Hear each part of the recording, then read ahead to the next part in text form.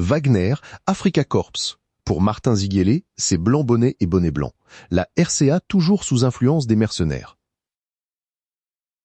Bangui, le 22 avril 2026, CNC. Dans l'émission Bœuf politique en visio sur JMTV+, Martin Ziguélé, ancien Premier ministre centrafricain et président du MLPC, a livré son analyse sur la présence des groupes armés russes en Centrafrique. Ziguélé a rappelé qu'il avait voté l'accord de défense signé entre la République centrafricaine et la Russie en tant que député. Cet accord visait une coopération normale entre États. Pourtant, au lieu de conseillers militaires officiels russes, le pays a reçu des éléments du groupe Wagner. Il qualifie Wagner de mercenaires. Ces derniers forment selon lui une entreprise à plusieurs facettes, militaire, commerciale, économique et spécialisée dans la manipulation de l'information. Ziguélé a expliqué que le groupe a profité de son succès sur le terrain en décembre 2020, lors de la riposte contre la coalition des Patriotes pour le changement, CPC, pour étendre son rôle dans de nombreux secteurs de la vie nationale. Il affirme que Wagner a influencé la réforme constitutionnelle, le référendum et les élections récentes, qu'il décrit comme exclusives. Aujourd'hui, alors que l'on évoque le remplacement de Wagner par l'Africa Corps, Ziguélé estime qu'il s'agit du même phénomène. Il utilise l'expression « c'est blanc bonnet et bonnet blanc » pour souligner que le changement de nom ne modifie pas la nature de l'influence.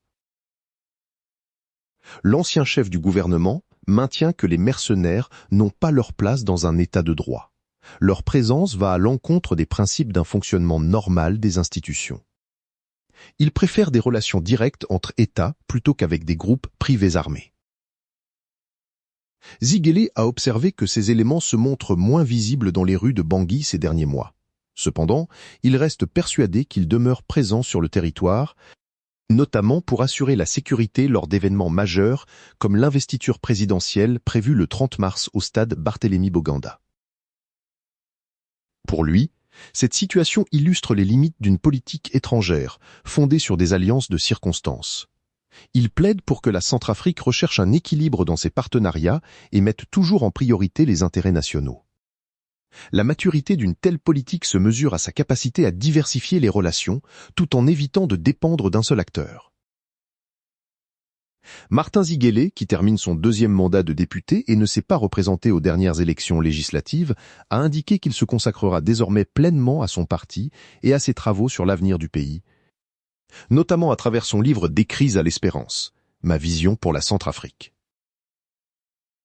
Son intervention rappelle que la question de la souveraineté passe aussi par la maîtrise des forces de sécurité nationale, sans recours permanent à des acteurs extérieurs privés.